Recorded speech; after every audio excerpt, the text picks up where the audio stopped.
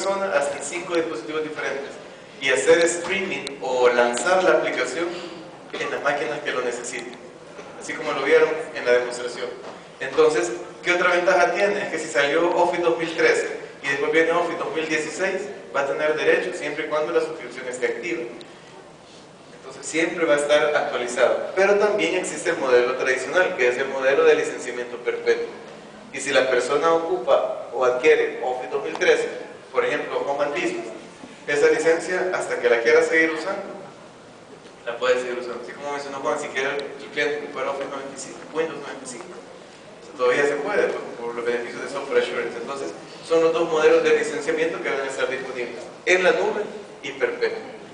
Bueno, sin más, los dejo con el siguiente expositor. Nada más les quiero agradecer por su atención. Gracias, Juan. Seguimos con nuestro próximo